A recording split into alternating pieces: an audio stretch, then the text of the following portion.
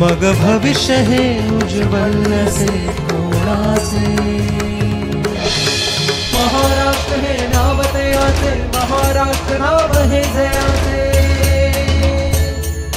जय हो त्या महाराष्ट्राचे, जय हो या महाराष्ट्राचे। सामर्थ्य महाराष्ट्र लोकीचे, समर्थ लोक महाराष्ट्राचे। जय महाराष्ट्र, जय महाराष्ट्र, जय महाराष्ट्र, जय महाराष्ट्र। जय महाराष्ट्र, जय महाराष्ट्र, जय महाराष्ट्र, जय महाराष्ट्र।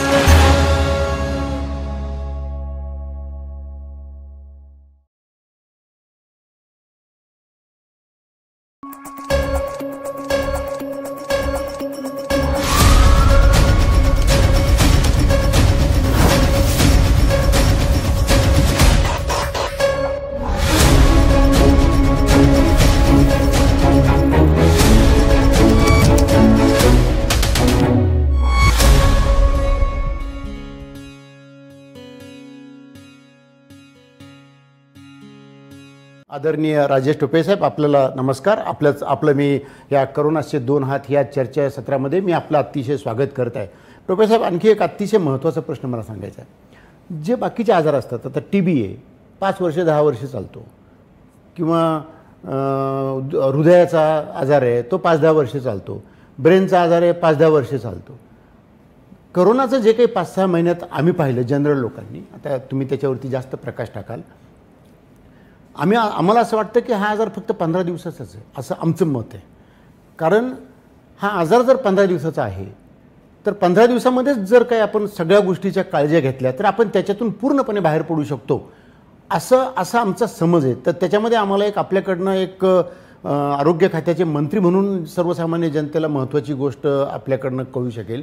आणि म्हणून या संदर्भामध्ये जर काही लोक टेस्टिंगच अंगावर काढतात, मला करायचंच नाही, अमकं नाही तमकं नाही, वेळ जो माणसाला मिळतो हा फक्त 4-5 दिवसाचा मिळतो, त्याच्यामुळं या संदर्भामध्ये अतिशय कमी काळामध्ये सगळं काही हा खेळ होतो।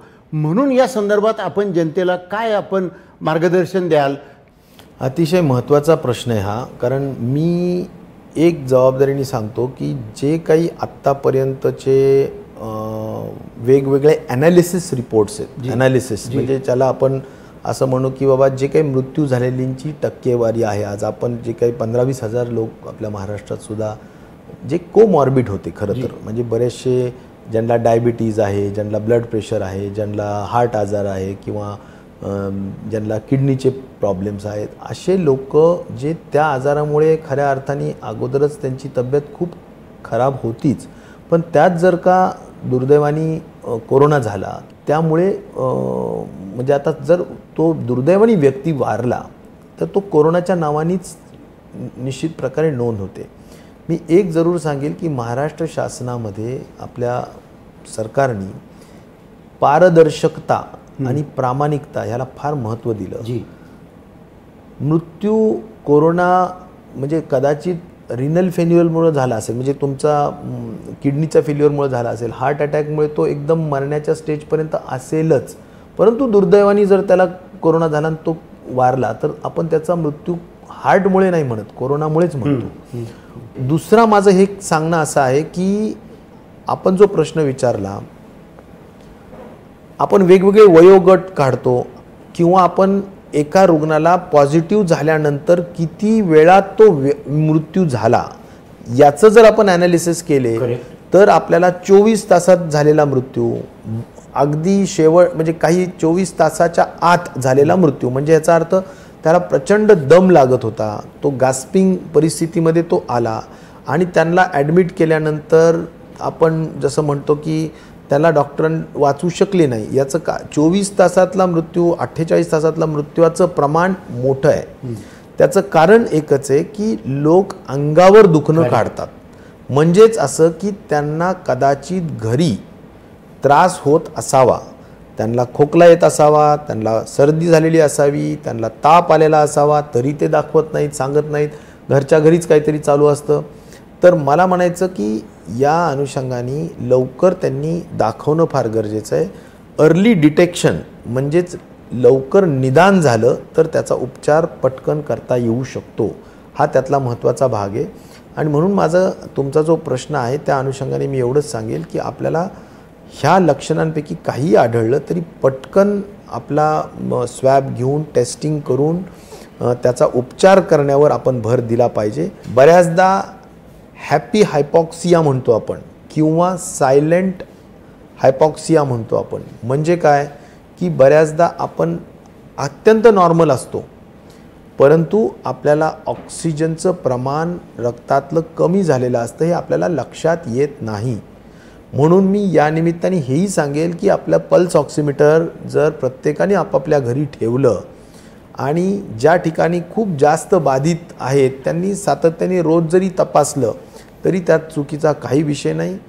आपलं पर्सेंटेज 95 आणि त्याच्या खाली गेलं तर निश्चित प्रकारे पटकन दवाखान्यामध्ये रेफर करणं किंवा तपासणं किंवा आपण चाललो एक 5-6 मिनटं आणि त्याच्यामध्ये जरी आपलं पर्सेंटेज 5-6% जे आपलं आज आहे आत्ता आहे त्याच्यापेक्षा 5-6% पुन्हा खाली झालं तर याचा अर्थ असा आहे की ऑक्सिजनचं प्रमाण आपलं कमी आहे, सॅच्युरेशन प्रमाण. आणि त्या दृष्टिकोनातून पटकन दवाखान्यात जाणं ही खूप गरजेचं आहे. याने आपला मृत्यूदर कमी होऊ शकतो. आदरणीय टोपे साहेबांनी अतिशय महत्त्वाची माहिती आपल्या संपूर्ण महाराष्ट्राच्या जनतेला दिली. त्यांचं म्हणणं असं आहे की बरेच लोक अंगावर काढतात आणि मग त्यांना 24 तासाचा सुद्धा वेळ मिळत नाही. अनेक केसेस आपण पाहतो की घरापासून दवाखान्यापर्यंत जाईपर्यंत सुद्धा व्यक्ती दगावला जातो दुर्दैवाने. टोपेसाहेब, एक अजून महत्त्वाचा गोष्ट अशी की जेव्हा आपण लोकांना ॲडमिट करतो किंवा एखादी व्यक्ती कोरोना झाल्यानंतर ॲडमिट होते तर कदाचित ती ॲडमिट झाल्यानंतर डॉक्टरांना वाटतं 1-2 दिवसामध्ये त्याचा एक्सरे काढल्यानंतर वगैरे की निमोनिया नाही आहे, आता त्यांनी घरी गेलं तरी चालेल कारण हॉस्पिटलमधला लोड थोडासा कमी व्हावा, आता त्यांनी घरी जाऊन विलगीकरण करावं, आयसोलेटेड व्हावं वगैरे अशा काही कारणामुळे जर एखाद्या वेळेस व्यक्तीला घरी सोडलं तर बऱ्याच वेळेला असंही मला आढळून आलं माझ्या काही जवळच्या लोकांच्यामध्ये की हॉस्पिटलमधून बाहेर आलेले आहेत, अजून पूर्णपणे 14 दिवस पण पूर्ण झालेले नाहीत, पण हॉस्पिटलने सोडले म्हणजे आता मी मोकळा झालेलो आहे असं समजून सर्रास समाजामध्ये वावरणाऱ्या लोकांचं पर्सेंटेज पण आता हळूहळू वाढत चाललेलं आहे. तर साधारणतः त्यांनी किती दिवस बाहेर पडू नये याच्या संदर्भातली जर थोडीशी गाईडलाईन महाराष्ट्रातल्या जनतेला मिळाली तर मला असं वाटतं खूप मोठा फायदा होऊ शकेल. नाही, यामध्ये एक आहे की ICMRचा जो प्रोटोकॉल आहे जी त्यामध्ये पूर्वी अगदी 21 दिवस वगैरे वगैरे असायचं पण नंतर ज्यावेळी जशा केस स्टडीज होत गेल्या त्यामध्ये साधारणपणे याचं जे इन्क्युबेशन पिरियड आहे तो 14 दिवसाचा आहे. आणि त्यामुळे 14 दिवसाच्या इन्क्युबेशन पिरियडमध्ये असं आहे की समजा आपल्याला इन्फेक्ट झाल्यानंतर 5व्या दिवसापर्यंत 4थ्या दिवसापर्यंत आपल्याला लक्षणं दिसतात आणि त्याच्यानंतर त्या 10व्या दिवसापर्यंत या व्हायरल लोड आपला कमी होऊ शकतो एसिम्प्टमॅटिक असतील तर, आणि 10व्या दिवशी आपण डिस्चार्ज देतो. पण तरी त्यानंतर 4 दिवस आपण शक्यतो कुठल्याही परिस्थितीत आपण आपल्या घरी होम क्वारंटाईन राहणं गरजेचं आहे. परंतु शेवटी सोशल डिस्टन्सिंग मेंटेन करावाच.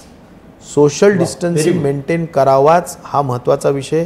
कारण शेवटी याचा प्रसार जर टाळायचा असेल तर आपण 2 गज की दूरी जे म्हणतो आपण किंवा 2 मीटरचं अंतर जे म्हणतो आपण ते पाळलं पाहिजे, जेणेकरून या सगळ्या गोष्टी आपल्याला मला वाटतं आता कोरोनाबरोबर जगत असताना पाळाव्याच लागतील. हा त्यातला महत्त्वाचा भाग आहे. साहेब, मला एक महत्त्वाची गोष्ट वाटते, अजूनही ह्या क्षणाला एक्झॅक्टली टर्मिनॉलॉजी कशा वापराव्यात ह्या संदर्भात माझ्या स्वतःचं गैरसमज आहे. म्हणजे हे विलगीकरण, अलगीकरण, quarantine, home quarantine, institutional quarantine, जरा थोडंसं आपण ह्या सगळ्या गोष्टीवरती जरा नीट लोकांना समजून सांगितलं तर आमच्यासारख्या लोकांचा सुद्धा जर आज मोठ्या प्रमाणावरती अडचण होते तर सर्वसामान्य लोकांना त्याच्यातून थोडासा बेनिफिट मिळू शकेल. जरूर. मला असं वाटतं की एक आपला जर पॉझिटिव्ह आपल्या घरचा एक व्यक्ती समजा कोणीतरी बाहेर फिरून आला, कुठेतरी इन्फेक्शन घेऊन आला, तो पॉझिटिव्ह झाला असं आढळलं तर पहिला आपण काय 3T प्रिन्सिपलप्रमाणे पहिल्यांदा आपण त्यांचं ट्रेसिंग करतो. आपल्या ट्रेसिंग करत असताना ही इंडेक्स केस जर समजली आपला घरचा एक व्यक्ती तर त्यांच्या घरातले कुटुंबातले सगळे लोक हे त्यामध्ये आपल्याला हाय रिस्क कॉन्टॅक्ट्स म्हणतो आपण. हाय रिस्क कॉन्टॅक्ट्स म्हणजे हे फार मोठी म्हणजे हाय रिस्क म्हणजे त्याला जोखीम. तर ते जे काही फॅमिली मेंबर्स असतात ते हाय रिस्क कॉन्टॅक्ट्समध्ये येतात. हा व्यक्ती जिथे जिथे संपर्क करून आलेला असेल त्याला आपण लो रिस्क कॉन्टॅक्ट्स म्हणूया. जे थोड्या वेळापुरता संपर्क झाला, घरात खूप वेळापुरता संपर्क असतो. त्यामुळे हाय रिस्क लो रिस्क मिळून किमान 10-15 लोकांचं तरी आपण ट्रेसिंग केलं पाहिजे आणि त्यांच्यावर ट्रॅकिंग ठेवलं पाहिजे. म्हणजे काय केलं पाहिजे की त्यांच्यावर लक्ष ठेवलं पाहिजे. पण ह्या 10-15 लोकांना आपण काय करतो की जर आता असं समजू की आपण दाटीवाटीच्या वस्तीमध्ये हे लोक राहत आहेत, तर दाटीवाटीच्या वस्तीमध्ये लोक राहत असतील किंवा एका घरात 10-10, 15-15 लोक राहत असतील, तर अशा वेळी आपण त्यांना होम क्वारंटाईन तर करू शकत नाही.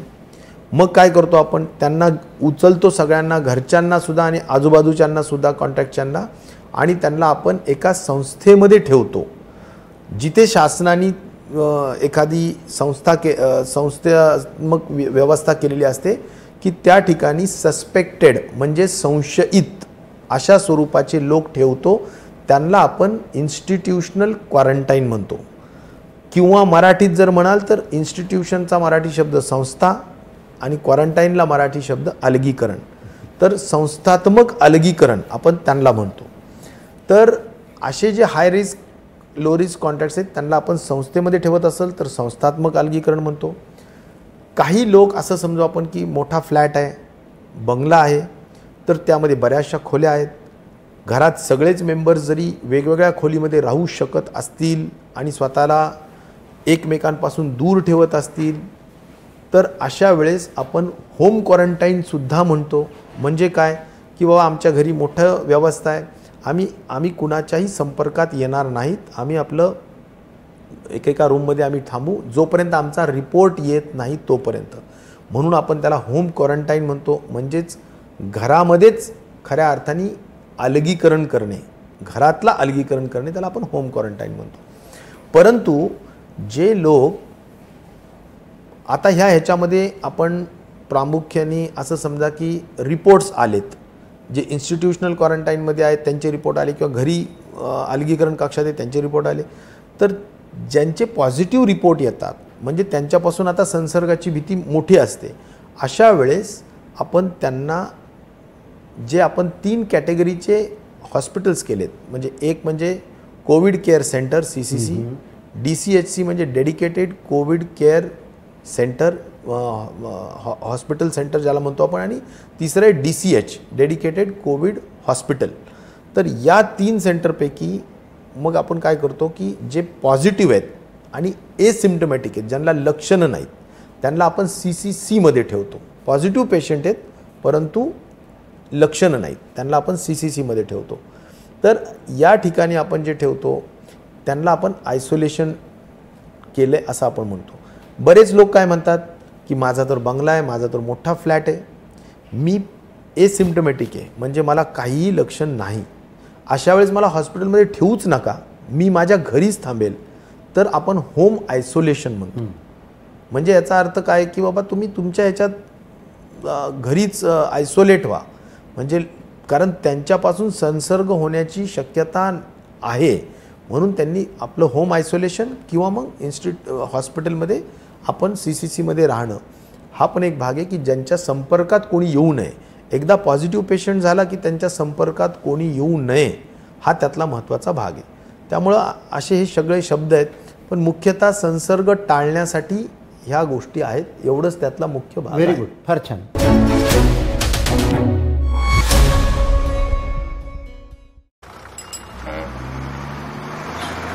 एक सर्किट हाऊस.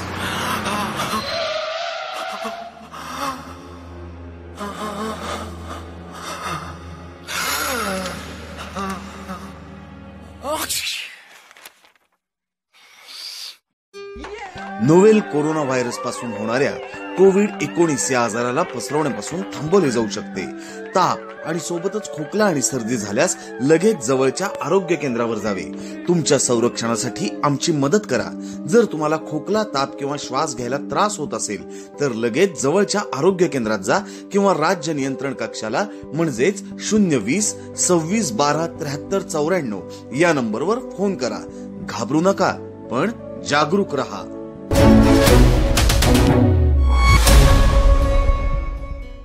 अतिशय चांगल्या पद्धतीची माहिती मिळाली. ह्याच्यामध्ये साहेब आपण जे होम आयसोलेटेड म्हणतो, म्हणजे पॉझिटिव्ह आल्यानंतर ज्या लोकांच्या घरी जागा आहे, आता अशा लोकांची संख्या आता, कारण जसंही स्लम एरियामधनं सोसायटी एरियामध्ये आलं तर अशा लोकांची संख्या आता जास्त होऊ लागली.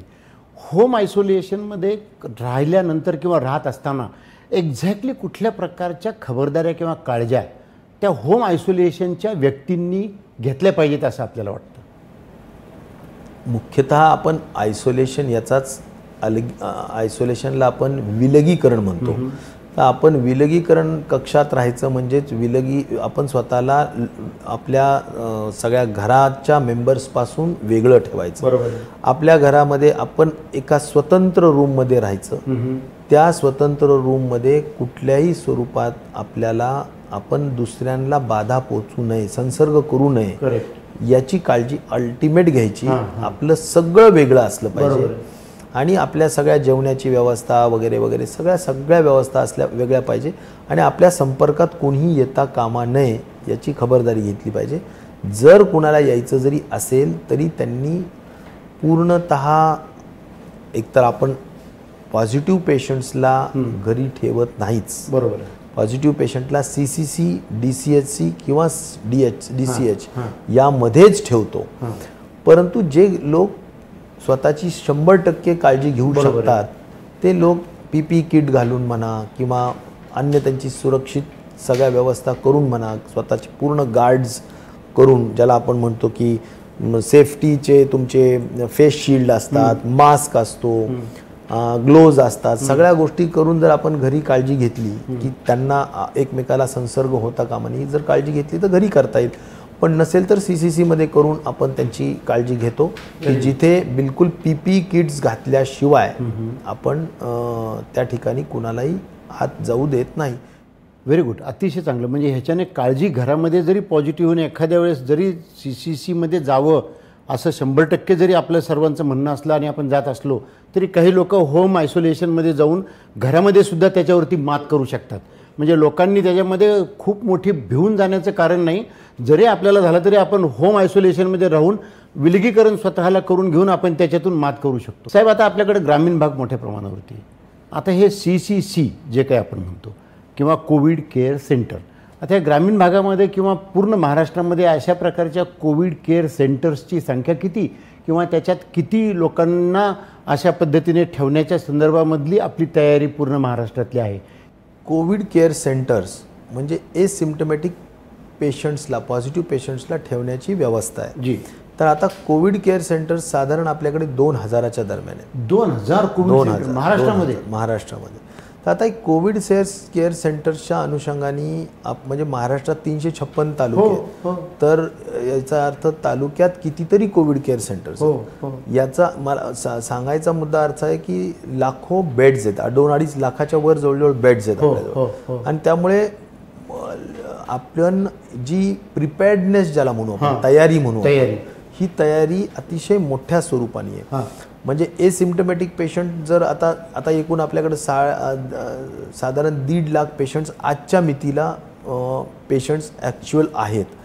परंतु 2.5 लाखाच्या वर आपल्याजवळ बेड्स आहेत CCCचे. अच्छा. म्हणजे 80% जरी आपण म्हटलं तरी बेड्स उपलब्ध आहेत. बरोबर आहे. जे ज्याला आपण म्हणू सौम्य स्वरूपाच्या लोकांसाठी, मध्यम स्वरूपाच्या लोकांसाठी सुद्धा बेड्स उपलब्ध आहेत. आणि जे गंभीर स्वरूपाच्या असतात 3% ते 5% लोक, त्यांच्यासाठी सुद्धा ICU बेड्स DCH कॅटेगरीमध्ये म्हणजे डेडिकेटेड कोविड हॉस्पिटल जे आहेत की जिथे गंभीर स्वरूपाचे पेशंट्स असतात त्यांना सुद्धा आपण सगळीकडे आहेत. आता तर राज्य शासनाने एवढी मोठी मोहीम सगळ्या कलेक्टर्सला सांगून, कमिशनर्सला सांगून घेतली की जवळजवळ प्रत्येक बेडला आपण ऑक्सिजन सपोर्ट देण्याचा प्रयत्न करतो. म्हणजे आता बेड्समध्ये सुद्धा विदाऊट ऑक्सिजन बेड्स, जी. विथ ऑक्सिजन बेड्स, जी. ICU बेड्स आणि विथ व्हेंटिलेटर ICU बेड्स असे बरेच कॅटेगरीज केलेले आहेत. पण मी एक जबाबदारीने सांगेल की खूप मोठ्या पद्धतीनं सगळी व्यवस्था करण्यात आलेली जी. आहे. आता जम्बो फॅसिलिटीज केल्या जात आहेत, ज्याला आपण फील्ड हॉस्पिटल म्हणतो. बऱ्याचदा एका जागेवर 1000 2,000 बेड्स असतात. त्या प्रत्येक बेडला ऑक्सिजन असतं. प्रत्येक वॉर्डामध्ये ठराविक वॉर्ड्स असतात की ज्या वॉर्ड्समध्ये डॉक्टर्स असतात. सगळ्या पद्धतीची काळजी घेतली जाते. तिथे जेवणाची उत्तम व्यवस्था असते. त्याच्यानंतर तुम्हाला त्यांच्यासाठी जे टॉयलेट्स वगैरे असतात अत्यंत क्लीन आणि सगळ्या गोष्टींची काळजी घेतली जाते. काढा दिला जातो. आयुष्या संदर्भातल्या ज्या गोष्टी आहेत, गरम संध्याकाळी दूध जे हळदीचं दूध म्हणतो ते दिलं जातं. आणि जेवण अत्यंत पौष्टिक दिलं जातं. इम्युनिटी वाढावी, प्रतिकारशक्ती वाढावी या दृष्टिकोनातून गोष्टी सगळ्या केल्या जातात. आणि त्यामुळं लोकांनी घाबरून जाऊ नये.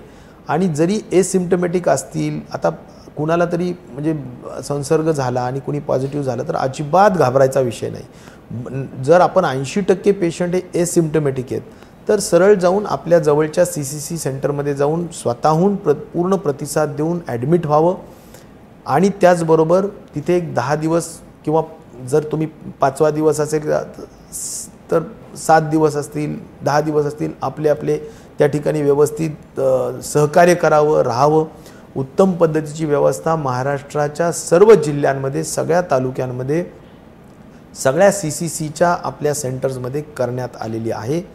आणि तशा फार कडक सगळ्या सूचना देण्यात आलेल्या आहेत. स्वच्छतेच्या बाबतीत असो, जेवणाच्या बाबतीत असो, गरम जेवण देण्याच्या बाबतीत असो, मला वाटतं की गरम पाणी देण्याच्या बाबतीत असो, सगळ्या गोष्टींची काळजी घेतलेली आहे. त्यामुळे आपण पटकन जाऊन प्रतिसाद द्यावा, शासनाला सहकार्य करावं.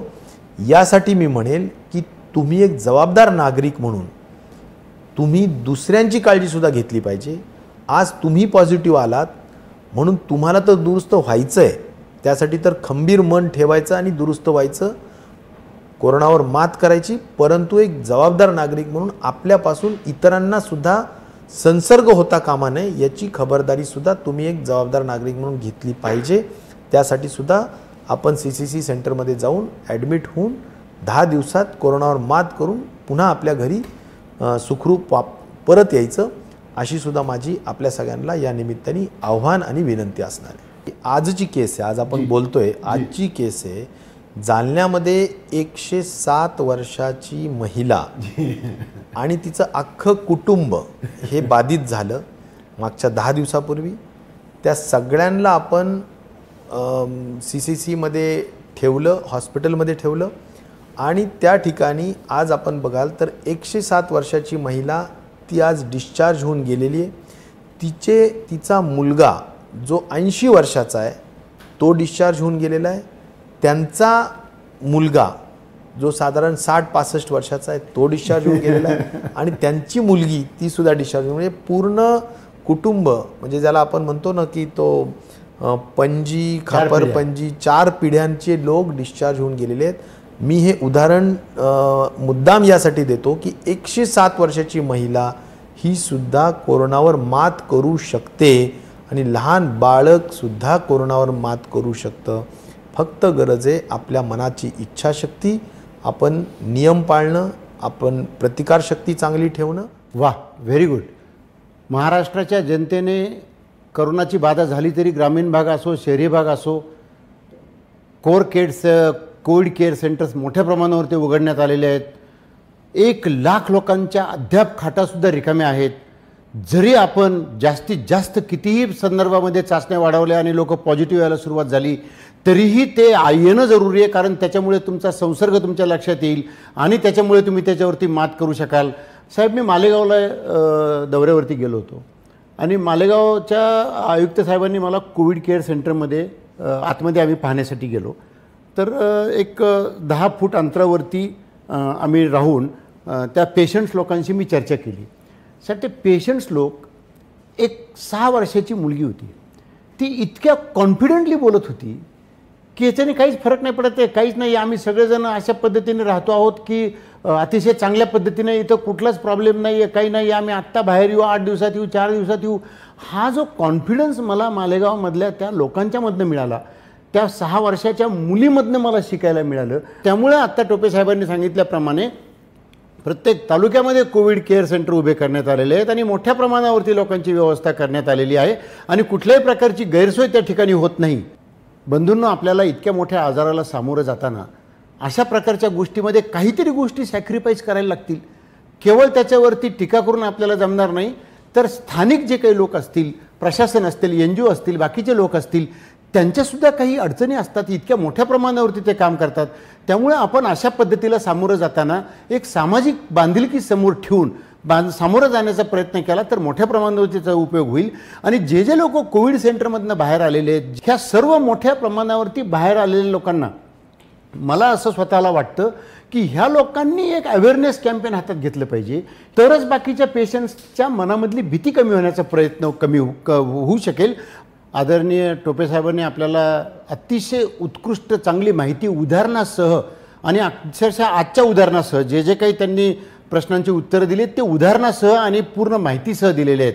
आपण या ठिकाणी खूप मोठ्या प्रमाणावरती ह्याच्यासाठी जनतेला प्रबोधन करण्यासाठी, जनतेच्या मनातल्या, कारण जितका करोना महत्त्वाचा आहे तितक्या करोनाच्या संदर्भातली माहिती सर्व ठिकाणी योग्य पद्धतीने मिळणं महत्त्वाचं आहे. त्या दृष्टिकोनातून आपण ह्या सत्रामध्ये दिलेली सर्व जी माहिती आहे ती खूपच महाराष्ट्रातल्या जनतेच्या दृष्टिकोनातून महत्त्वाची आहे.